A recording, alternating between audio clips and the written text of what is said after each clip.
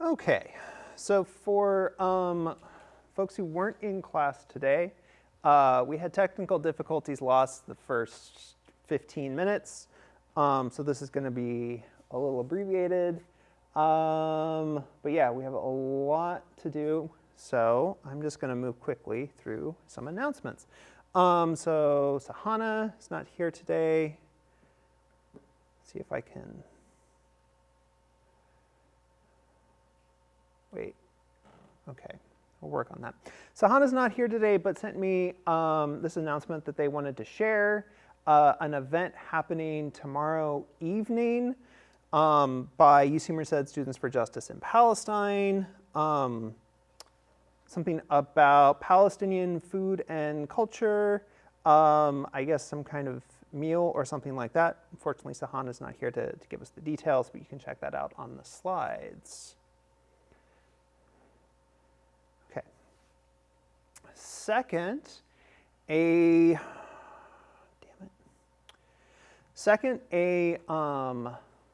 reminder of an event that Philosophy is organizing for Friday, a panel discussion and forum on the ethics of AI in education. There we go. We have 3 panelists, Professor Hannah Gunn from the Philosophy Department, Professor Jeff Yoshimi, who's cross-appointed in both philosophy and cognitive science, and Professor Rosemary Bongers, who is in applied math and is the administrator for the data science and computing major. They're going to share their perspectives on the ethics of AI in education, and then we'll have about an hour for sort of an open forum where anyone can share their perspective, give a comment, or ask a question of the panelists. And so I'm hoping to have a really good discussion with people from all across campus. Duncan.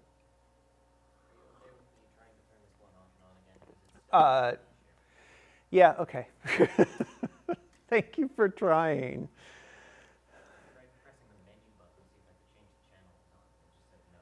Yeah, a lot of that stuff is locked down.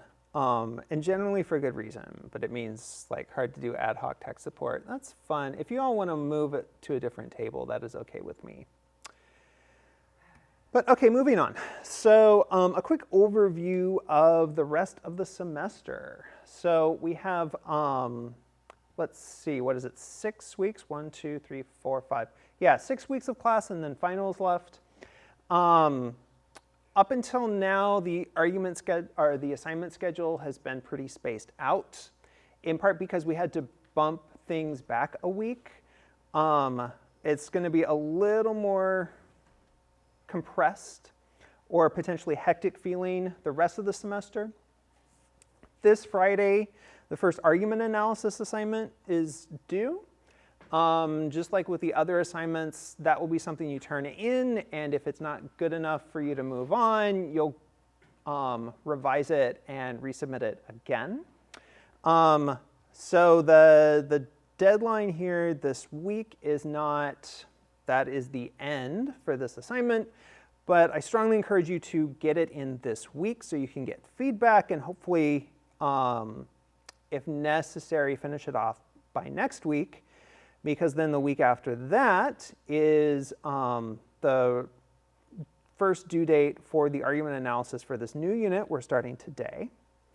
And then after that, we have further assignments in the last couple of weeks. And then mostly things, if you're going for an A, I'll talk more about that on Thursday, due during finals week. There's no final exam. But I believe this is Tuesday of finals week at 6 p.m. is a hard deadline. Everything cuts off at that point, and then the next morning, I finish everything up and try to submit my grades by like 9 or 10 a.m. the day after. So I believe everybody is pretty much caught up at this point, but if not, you need to get on top of that as soon as possible and make sure you're keeping up with the other assignments in here. Any questions about course logistics?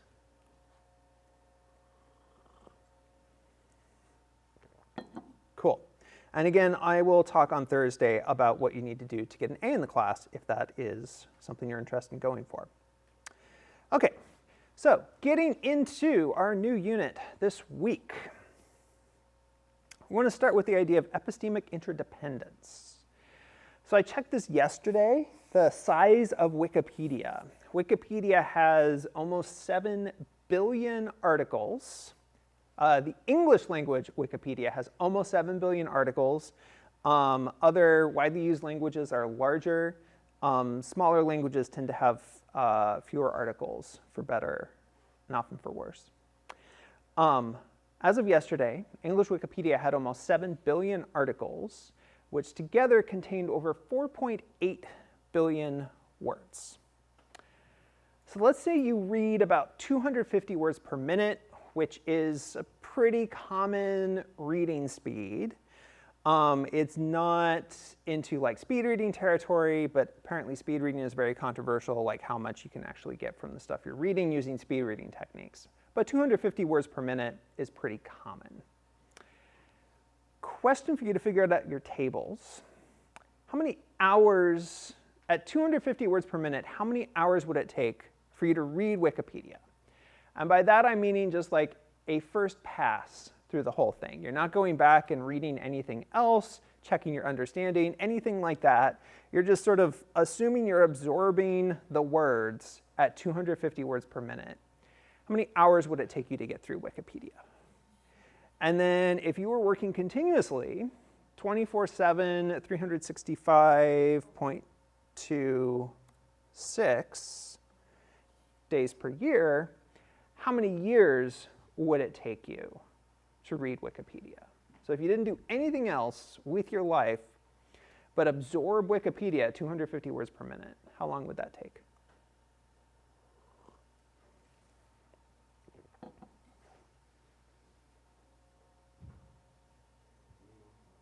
Like half of you are engineers. This shouldn't take too long.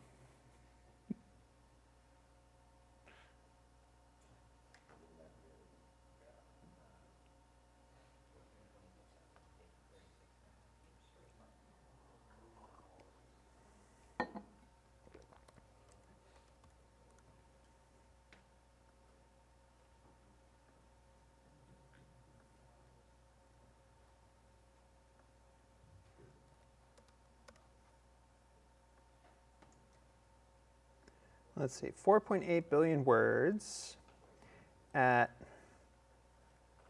250 words per minute will give us minutes times, no, this is divided by 60 minutes per hour times 24 hours. Per day times 7, no, it's 365.26 days per year.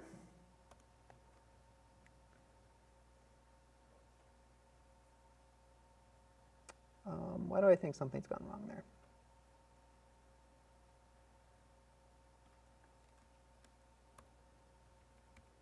Oh, that's why.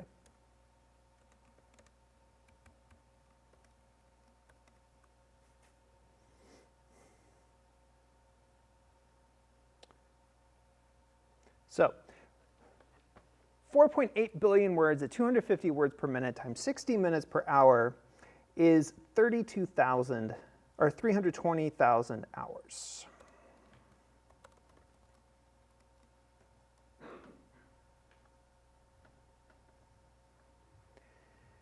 And then how many years is 320,000 hours?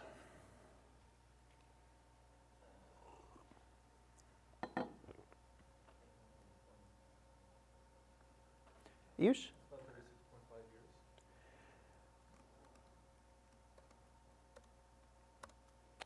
Divided by, let's see, 24 hours per day times 365.26.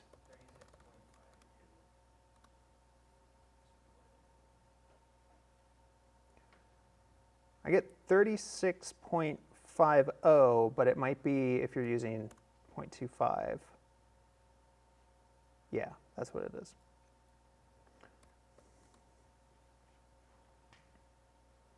So 36.5 years.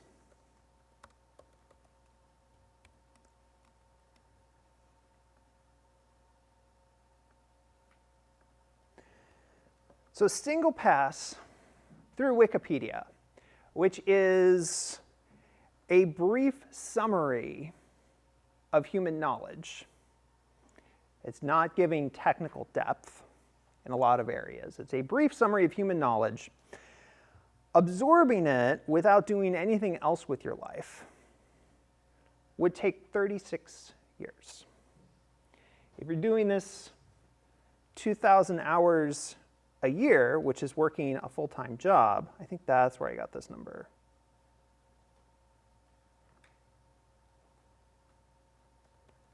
$2,000 hours per year. Yeah, that's right. In the notes, I have 160 years. So that's if you read Wikipedia for a full-time job, which is about 2,000 hours a year, that would take you 160 years. Okay. So, question for discussion at your tables. We have this point that reading Wikipedia would take you on the order of decades, if not centuries, if you were working at something like a realistic human pace. Up at the top of the slide, I have this phrase, epistemic interdependence. Question to discuss at the table. First, what does this phrase mean? What might epistemic interdependence mean? And how does this point about Wikipedia illustrate epistemic interdependence?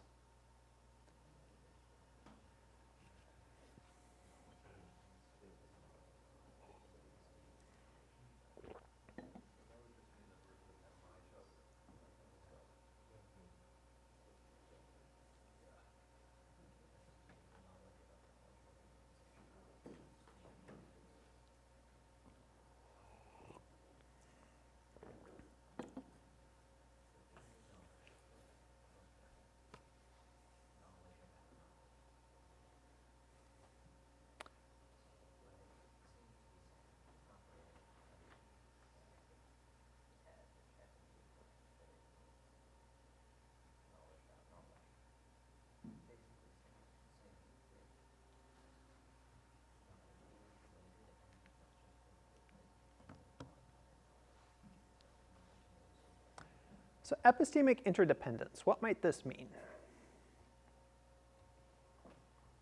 Interdependence is kind of familiar. What does epistemic mean? It's a term I've used a few times. If you've taken other philosophy classes, you may have encountered it. What is epistemic?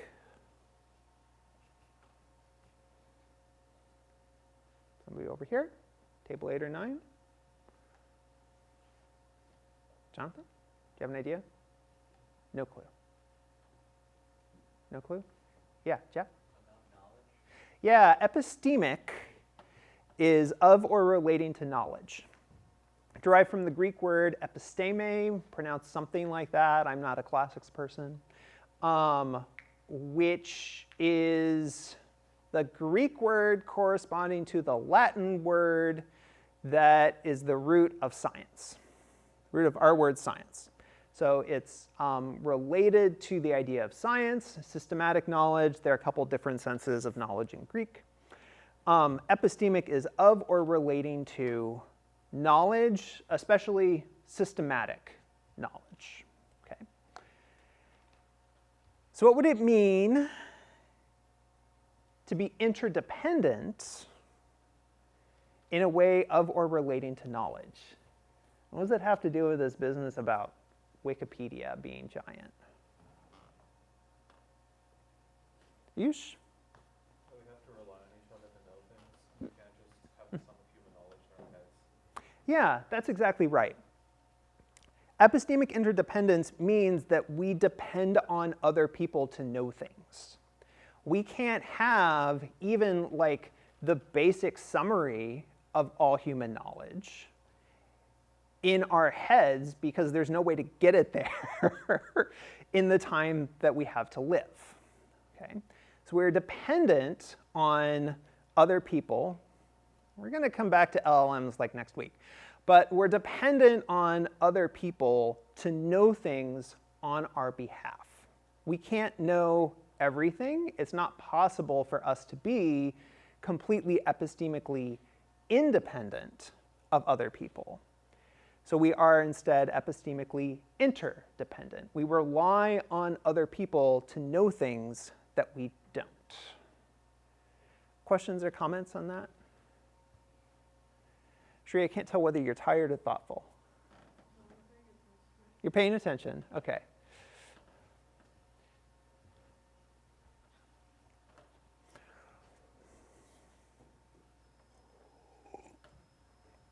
So this idea of epistemic interdependence, this can actually conflict with some ways we often think about critical thinking. So consider these two arguments over on the left-hand side.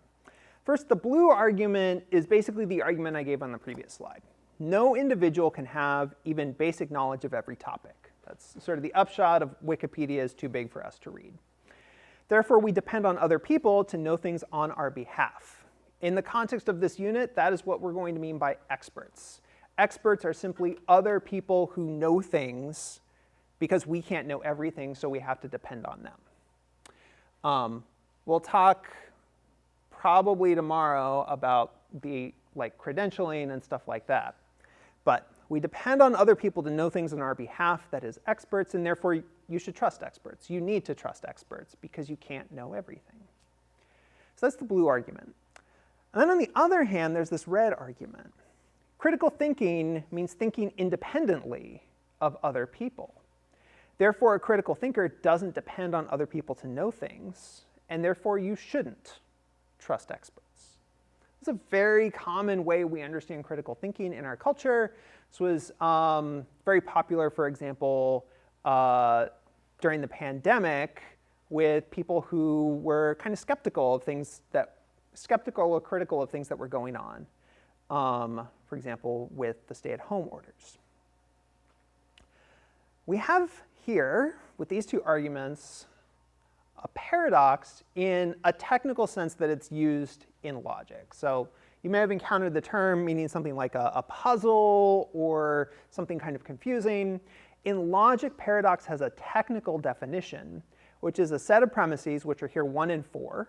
No individual can have even basic knowledge of every topic, and critical thinking means thinking independently of other people. We have these two premises. They seem individually pretty plausible, but they lead to inconsistent conclusions.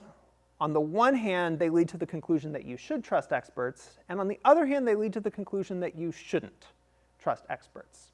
We can't kind of do both at the same time. We can't have these conflicting recommendations. So we have a paradox in a technical sense. I'd like us to spend a few minutes thinking about how you might try to resolve this paradox. So we have these two arguments in blue and red. We can't do both of them. We can't say that you both should and should not trust experts. You might want to reject one of these premises. If so, which one and why? You might try to add some nuance to these arguments, or you might consider rethinking a concept.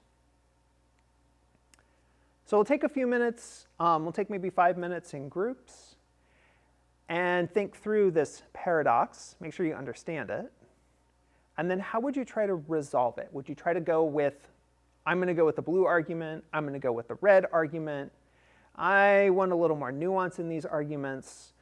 There's maybe a key term or concept that I think we should reconsider here. Is it clear what I want you to talk about? Okay, so we'll do that for 5 minutes or so.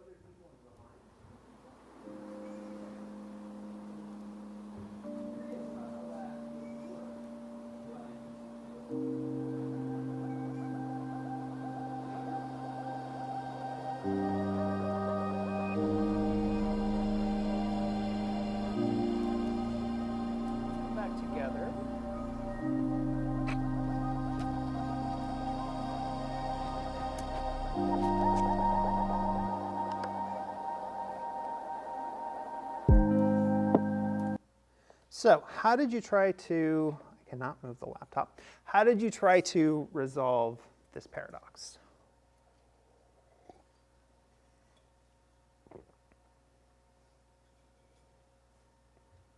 Maybe Ayush, then Duncan? I thought about redefining critical thinking as meaning that you're willing to reevaluate your own beliefs. Be skeptical of people who say they have expertise instead of just saying it means thinking independently of other people. Okay, so your proposal is to rethink critical thinking, where it's like critical thinking is sort of being critical of your own beliefs or something like that. And that is not necessarily independent of other people. Interesting. I saw Duncan's hand next. It is, although what I was about to say kind of got sniped right before. Okay. But essentially, yes, I think it's more important than, rather than being strictly independent, Uh-huh. if you interrogate the things that you hold as true on a regular basis. Because, for one, I mean, our opinions on things change over time, and if we're not paying attention, we might not immediately realize that. Okay. Two, if I take in information at face value from any source and then evaluate it on my own, that still gets the same task done of identifying information that is false without having this issue of I can't accept information provided by other people because then I wouldn't be thinking critically. Okay. So maybe what I'm hearing here, beyond what Ayush was saying, was like a sort of self-awareness of what you believe, where you're getting information from, what arguments you're finding persuasive and stuff like that. Okay, good. How about somebody over here, table 8 or 9?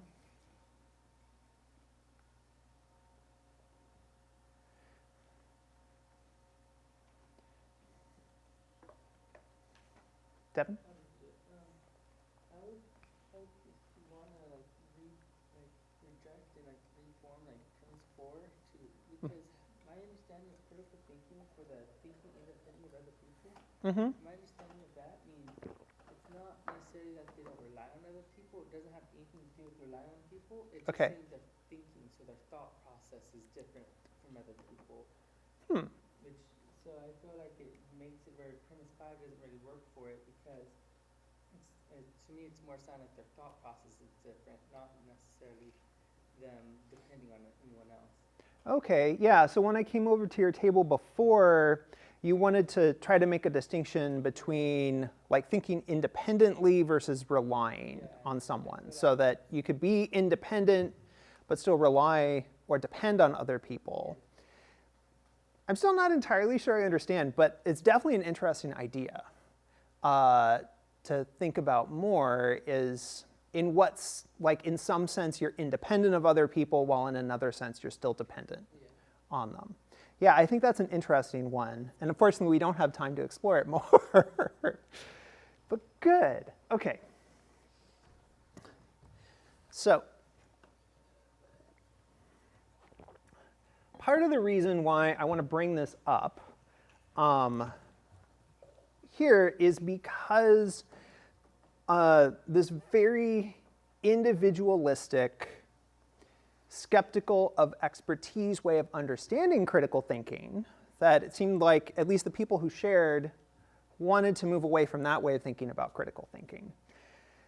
That way of thinking about critical thinking, where you start off from the idea that you shouldn't trust anyone, you shouldn't depend on anyone, it's up to you to kind of do everything from scratch, has led our society into a lot of problems. Because if you start with this mindset, then you find yourself pretty quickly rejecting, or at least being highly skeptical of, information sources that are actually trustworthy. And what we're going to be doing over the course of the next week is unpacking what it means for an information source to be trustworthy. So you reject trustworthy information sources, but because of epistemic independence, you still have to trust somebody. And so you end up unwittingly trusting misinformation and disinformation sources. And this leads you into the mindset that we call conspiracy theorizing. This is a phenomenon that many of us have seen members of our own family sort of fall down rabbit holes into something like QAnon, for example. They start off being somewhat skeptical of mainstream media in a kind of reasonable way, but then they unwittingly trust unreliable misinformation and disinformation sources, and this is how they end up in things like QAnon. Okay? So part of what we're doing in this unit is developing ways to understand critical thinking and how to tell whether an information source is actually trustworthy, rather than just saying it's all untrustworthy and then we end up in conspiracy theory land. Any questions or comments about that?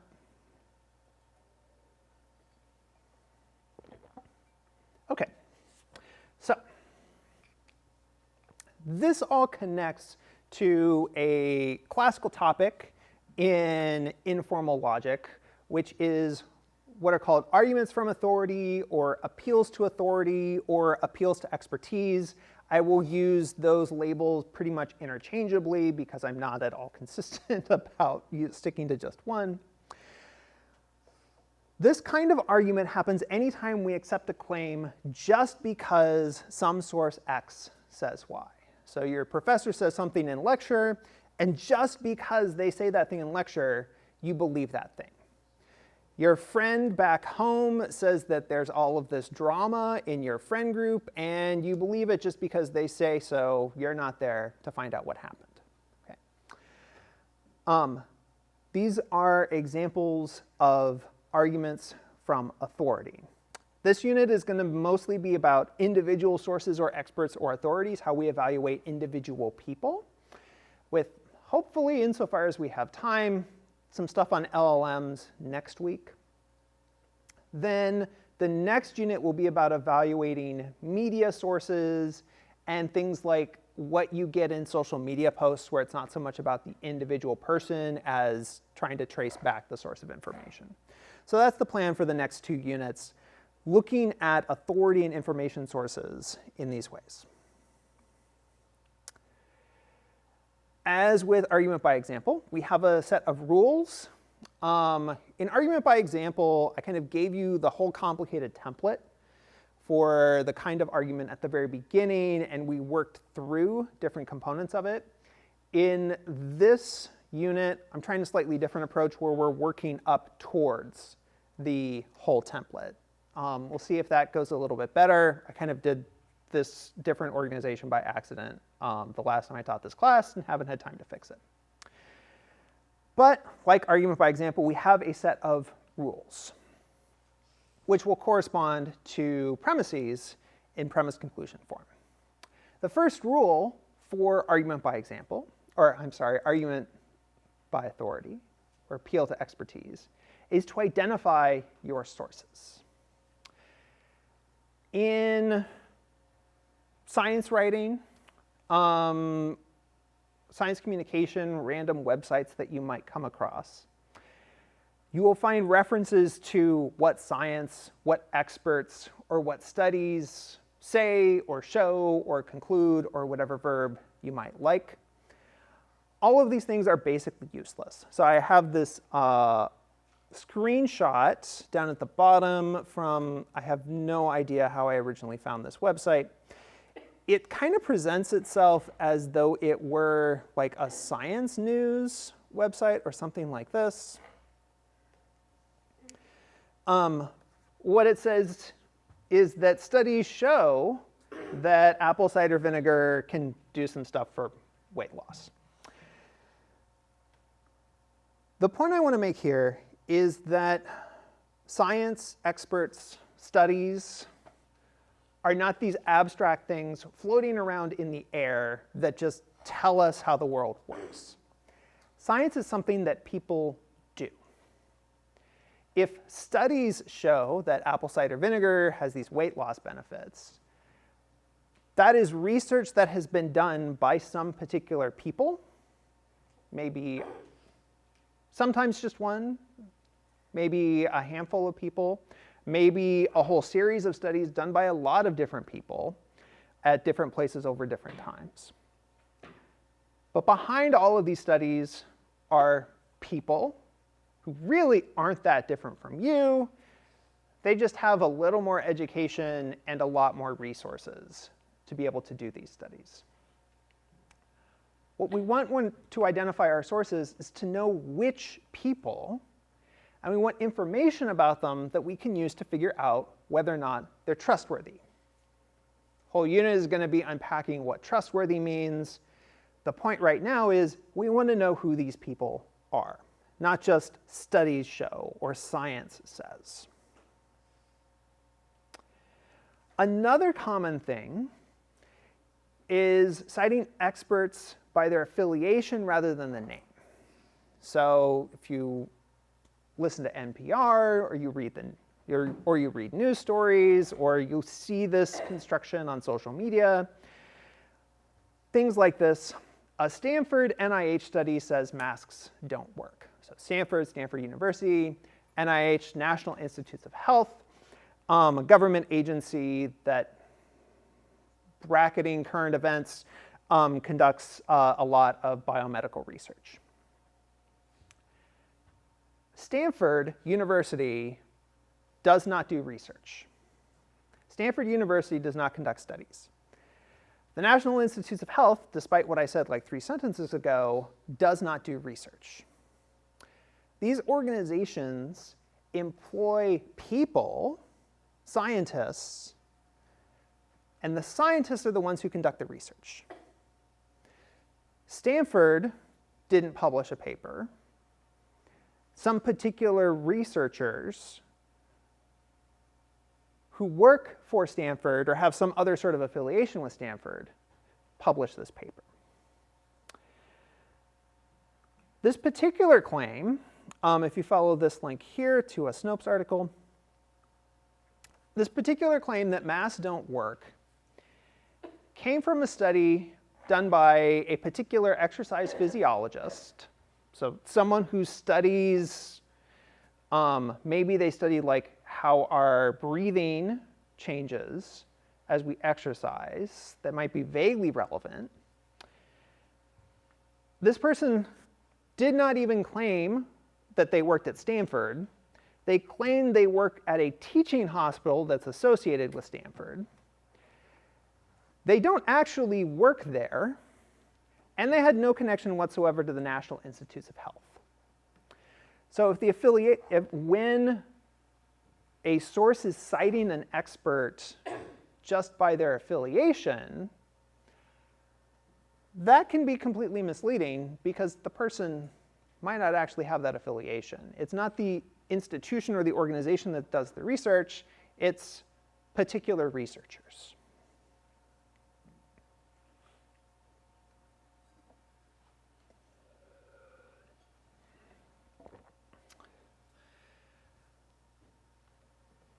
Being on the lookout for bad citation practices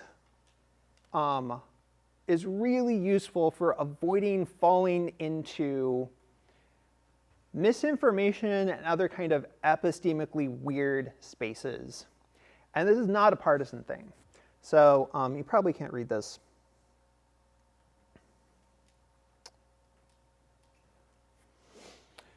So I'm on the left. A lot of the people I interact with on social media are also on the left or progressives. This particular account, Alt National Park Service, is all over like my Facebook shares and reposts on Blue Sky and stuff like that right now. Like a lot of people I interact with on social media are sharing stuff by this account, Alt National Park Service. The account claims to be an organization of thousands of government employees, primarily but not exclusively in the National Park Service, who are trying to resist the Trump administration. It first appeared, or a very similar account first appeared 8 years ago at the beginning of Trump's first administration, and it's gotten very big again in the last couple of months. This account never provides citations, references, or links for any of the news announcements that it shares. So I have examples over here on the left of various news announcements. These are things that you could find in like regular reputable news sources around the same period of time, but they don't provide any additional information or context. So they seem to be primarily posting ordinary mainstream news, sort of stripped of citations and references. What gets people really concerned is that they also do things like this, where they will post a number, just a number, 8, 11, I think another one I saw but didn't include is like 27. They post a number and then they say, please disregard if you are part of the general public. So this is very mysterious, and this is a known disinformation tactic. So posting, sort of mixing these sort of cryptic, mysterious, intriguing, provocative items into ordinary quotidian stuff, everyday stuff. And you can see these get pretty high levels of engagement, right? So this post that's just the number 8, over 2,000 likes, which is comparable to stuff here about, news information about the Trump administration. Whoops.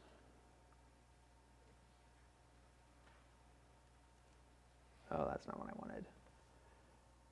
Come back. So this account, people who study misinformation and disinformation are kind of concerned about this account, that it is trying to sort of bait liberals, leftists, and progressives into following a potential disinformation vector, making them more susceptible, in part by creating these mysterious cryptic posts that prompt a lot of speculation. This is like some kind of secretive communication within this group of thousands of employees, but why would they be doing that on Blue Sky, which is completely public and not a more private platform? Anyways, bad citation practices are an important yellow flag for spotting potential misinformation and disinformation and avoiding being sucked into it. Questions or comments on that?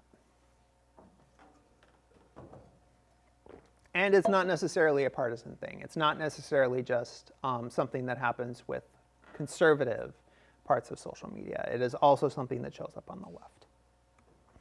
Okay. So what do we want to see in a good citation? 3 things. First, we want names of particular individuals, the people who did the research or otherwise have relevant expertise. We want their titles, affiliations, or other information that can help us figure out whether they're informed. You should have at least a good guess of what that might mean. We'll talk about that, hopefully, Thursday. And also responsive, which we'll probably talk about next week. So we want titles and affiliations to kind of figure out who they are, just beyond their name. And then we also want particular references to particular claims that they make. The best thing here is we're given a direct quotation with a link to a website or page citation in a published work. So something like a journal article or a book. Ideally, we get a particular page, not just, oh, they said this somewhere in this 250-page book. You get to guess where. So the best kind of reference is a direct quotation with a link or a page citation that makes it easy to follow. But it's also OK to have a paraphrase and something like a bibliography entry that includes titles, dates, and other information that make it easy to find the original claim. The idea here is that we want to be able to trace back the claim that is being attributed to them and basically see, did they actually say this thing that's being attributed to them? So 3 elements. For a good citation, we want names, we want titles and affiliations, and we want a quote or a paraphrase with citations that we can use to trace back claims. Questions about that at an abstract level?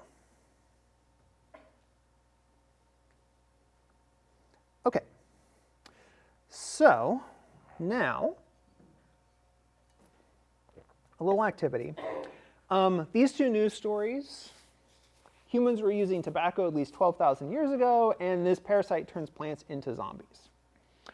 We have these 2 news stories from different venues, sort of very common sort of science communication. Here's about this cool new bit of research kind of story. We want to see how good these are at citing the experts that they're citing. So we want to see, are we given names of particular authorities of experts? Are we given their titles and affiliations? Do we have a quote or link to particular claims that they make? And then overall, we want to ask, how good are these citations? So go ahead and start with this one. You can use the tiny URLs if you don't have the slides up. Do you want me to give you control of your screens? I think that would be helpful for this one. Okay, cancel the overrides. You can control your screens. And most likely, we'll probably run up to 10 after with this. Frustrating, but technical issues happen. Okay, so we'll see where we are in 5 minutes, but most likely this will take 10.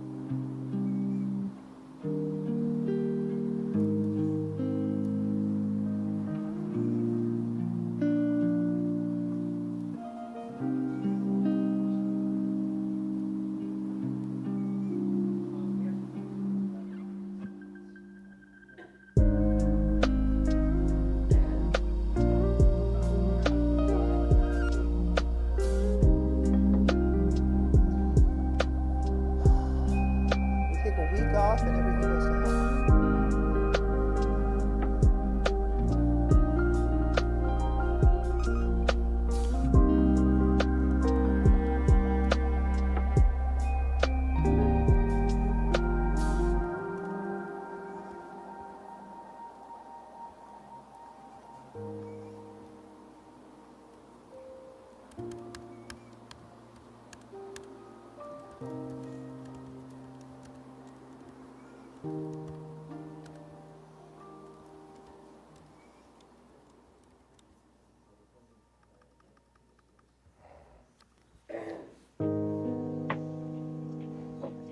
Sorry for not putting the slides on the schedule. You got the tiny URLs for the slides as well as the